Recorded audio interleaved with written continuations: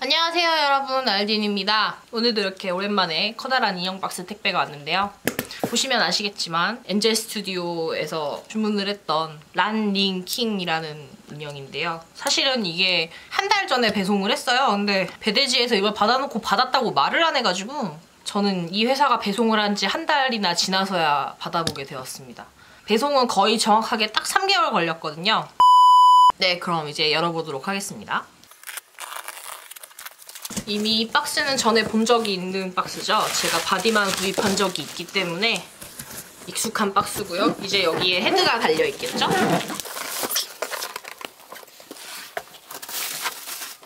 자, 언제 봐도 참 박스가 허술한데요. 이런데 보면 벌써 이렇게 뜯어져서 왔어요. 새 걸 샀는데도 박스 자체 내구도가 너무 약해요.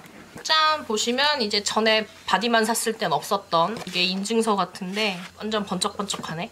이렇게 깃털 무늬가 있고요. 이렇게 열어보면 헤드 타입이랑 인증 번호가 수기로 쓰여 있네요.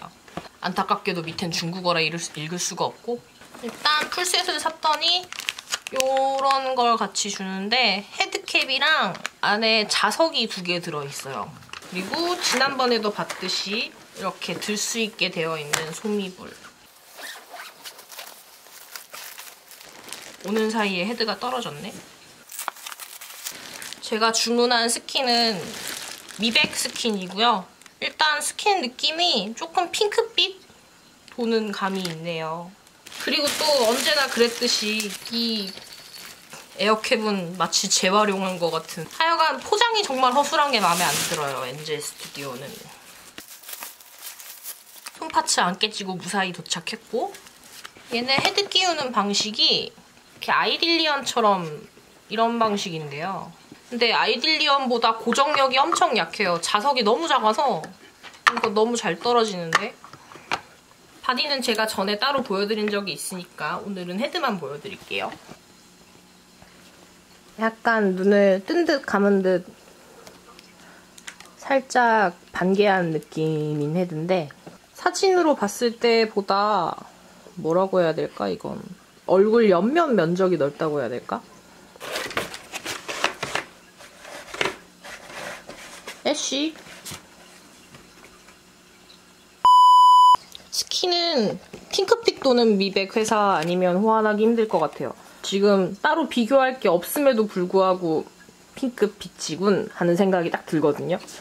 안구는 한 13mm 정도 끼실 것 같은데 13mm 내로 끼는 게 제일 예쁠 것 같아요. 그리고 제가 텐스킨만 샀을 때 그냥 텐스킨 특징이라고 생각을 했는데 엔젤 스튜디오가 바디 마감이 조금 거친 감이 있는 것 같아요. 마무리가 좀 허술해 보이는 느낌이랄까? 이런데 보시면 지금 여기 보이시죠? 기스. 매직 블럭 같은 걸로 좀 지우면 없어질 것 같기는 한데, 근데 이런 게 바로 보인다는 거? 그 점이 좀 그렇네요. 지금 손파츠 같은 데도 보면은 군데군데 좀 있거든요. 엔젤 스튜디오면은 사이즈도 꽤 큰 것 같은데 왜 이런 쪽이 허술한지 모르겠네요. 혹시 바디 쪽이 더 궁금하신 분은 저쪽 제가 바디 리뷰 해놓은 영상이 따로 있으니까 그쪽에서 한번 확인해 보시고요. 이렇게 안쪽에 보이시려나? LLSP라고 쓰여 있죠? 란링 SP.